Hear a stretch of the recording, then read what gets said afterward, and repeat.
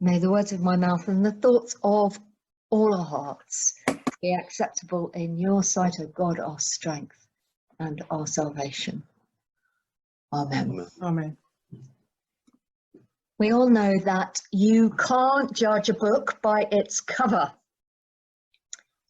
except for that you generally can, and we do. Every single day we judge people, places and things by their appearances, and this is an evolutionary necessity, because we can find out an awful lot by appearances. It's how we navigate the world. It's how we can tell with just one glance whether you are a friend or a foe, whether we should fear you or whether we should trust you. And we are able to glean so much information so quickly by a quick look at someone's appearance that the smallest sign of them not quite fitting in, our natural human response is to look away. Only look upon your friends. We only trust, or we look upon those we trust. And this is one of the things that our homeless guests, both at Robes and the visitors to the Ace of Clubs, tell us time and time again, that they are not looked at, that they feel invisible, that they feel people's gaze sort of glance off them, and passers-by just can't look at them for too long or too hard. They look up just quick enough to pick up those visual clues and no further. And a friend of mine tells me that her teenage son feels the same when he is stopped and searched, which he is regularly stopped and searched because he is a teenage black boy living in Brixton. And he says all they do is pick up like a male and they don't look any further. So he's been stopped and searched when police had a description that included things like aged 40 with a beard, but they don't pay attention to that. They just see black and male and you're stopped. But on the other hand, you know, being too visible isn't great either, because no one really wants to be under the spotlight. We don't, any of us like to be looked at too hard, because then people might see things that we don't want them to see and secrets might be revealed.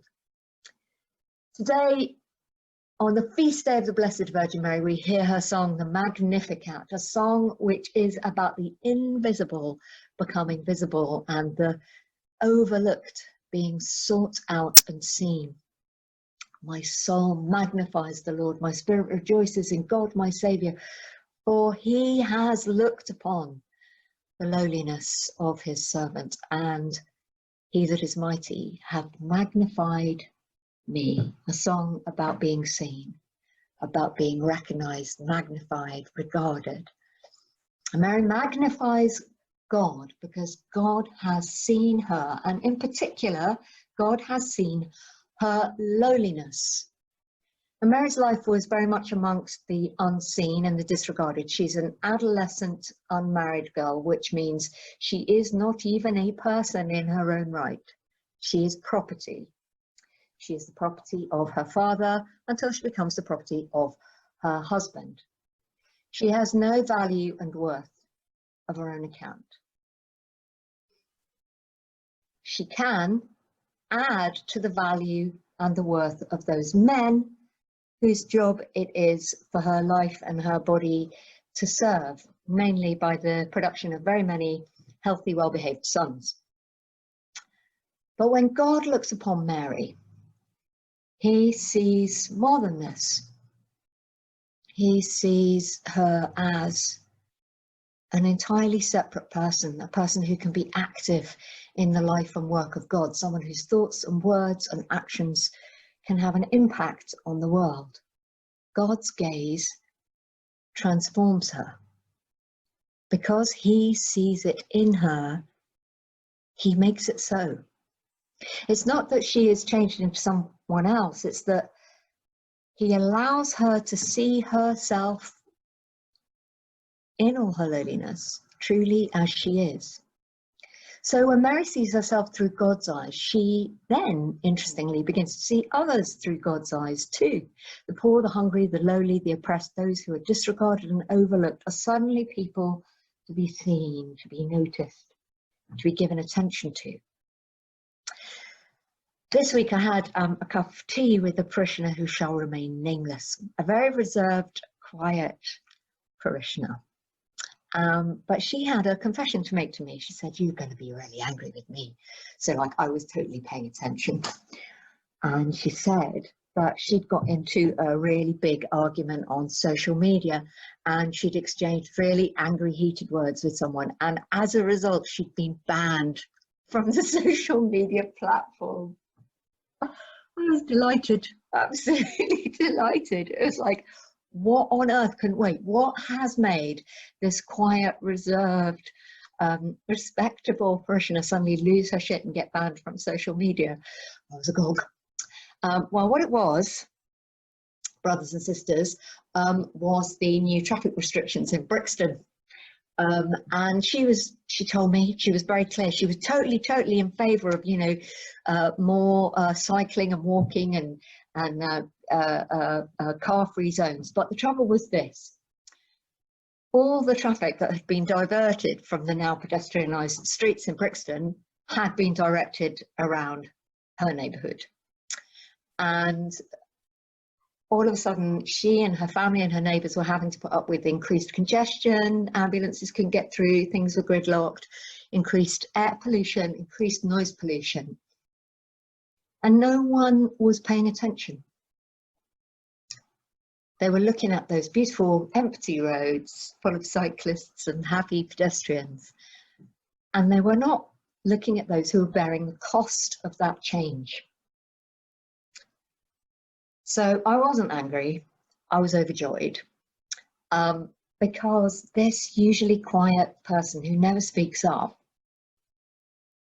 had been provoked into saying, "I'm here, I am important, I am worthy of value, my needs should also be regarded." And she was refusing to be unseen and overlooked. She'd spoken up for herself, for her neighbourhood, and I think that's something worth getting banned from a social media platform for. The trouble was that now she'd been seen, she wasn't sure she liked what she saw. Now she was looking at herself aghast, going, "Oh my God, am I this angry, shouty, sweary person?" And I'm like, yeah, you are, you really are. Turns out the answer is yes, at least in part. But this is a part that you keep hidden. It's a part that you consider lowly, a part you don't want people to see. But that is the very part that God can use. And you may not feel comfortable with being angry, but you know, it's giving you the energy to speak out and to get engaged and to take steps towards advocating for yourselves and those in your neighbourhood. So whatever God saw in Mary and whatever Mary saw of herself reflected back in God's eyes, it was definitely not what others around her would have considered to be her best self, because Mary, of course, had been raised to be compliant and obedient and to give her life and her body in the service of the men in her life. And instead she chooses to be disobedient to her family and to her tribe and give herself in the service of something much bigger. I don't know how many of you have read the book The Help, but in it, the maid, the black maid in a southern white household, is raising a white child, and this child is very overlooked. Basically, she's plain, and the mother wants a pretty child. Mother's very concerned with how things look and with being seen. And so this child is overlooked and unvalued. And every day the maid, AB, gets the child to repeat these words: "I am kind. I am good. I am important." And AB's able to give this overlooked child this gift because she too has had to remind herself every day in the segregated South that she too is good and she too is important. She sees herself reflected not in the eyes of the world around her, but in God's gaze. God's gaze allows Mary to see herself and her life, lowly and overlooked as it was, as of infinite value and importance. When we ourselves stand still in the light of God's gaze, and it's not always easy standing in the light of Christ and having our faults and failings revealed to us, but when we stand still in the light of Christ, God's gaze shows us who we truly are. And the more we allow God to do so, we begin to see ourselves, and not just ourselves, but others in a new light, as they truly are. And as we are slowly transformed through that gaze, perhaps we too will start to transform the world around us.